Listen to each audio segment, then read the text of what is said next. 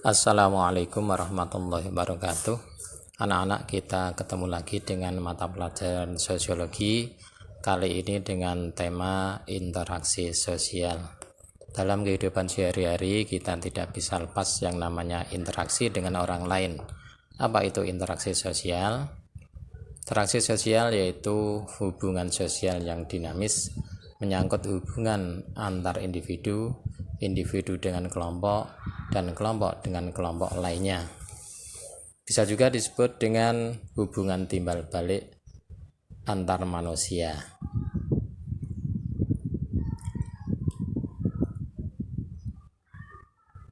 Dengan demikian, maka dalam berinteraksi terjadi pola interaksi sosial. Yang pertama, interaksi antar individu. Yang kedua, interaksi antar kelompok. Dan yang ketiga, interaksi antara individu dan kelompok.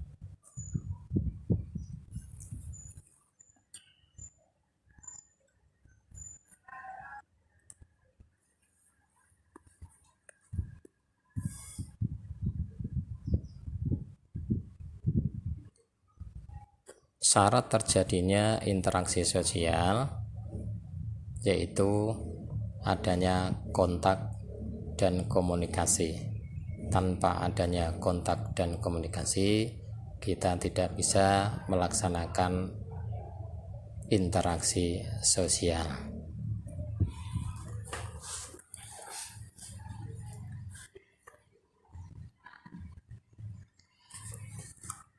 Contoh interaksi sosial antar individu adalah seorang teman yang sedang ngobrol dengan teman lainnya. Kemudian contoh interaksi antara individu dengan kelompok adalah bapak atau ibu guru yang sedang mengajar di kelas. Dan contoh interaksi antara kelompok dengan kelompok yang lain adalah ketika terjadi perlombaan tarik tambang antara kelompok A dengan kelompok B.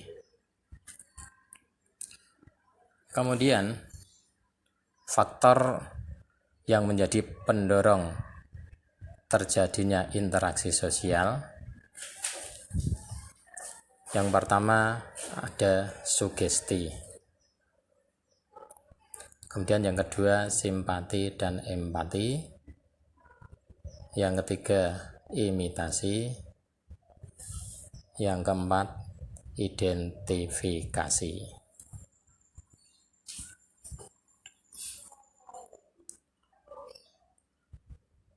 Sugesti adalah pendapat, saran, pandangan, atau sikap yang diberikan kepada orang lain diterima tanpa disertai dengan daya kritik. Contohnya adalah seorang dokter yang menasihati. Faktor pendorong terjadinya interaksi sosial yang selanjutnya adalah simpati.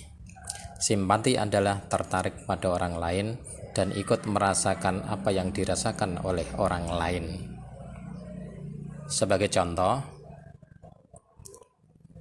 adalah seseorang yang mau menerima curhat dari orang lain dan mau menanyakan perihal apa yang terjadi pada orang lain itu.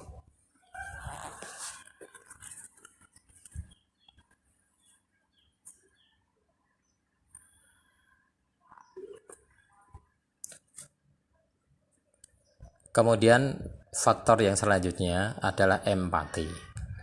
Empati adalah simpati yang mendalam, diwujudkan dengan melakukan tindakan bantuan terhadap orang lain yang membutuhkan.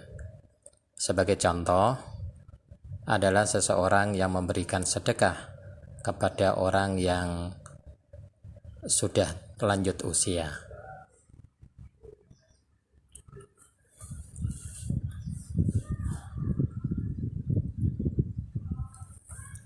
Kemudian faktor pendorong interaksi sosial yang lainnya adalah imitasi. Imitasi adalah proses peniruan tingkah laku orang lain untuk diterapkan pada diri seseorang yang meniru proses tersebut. Sebagai contoh, seorang adik yang meniru tingkah laku kakaknya.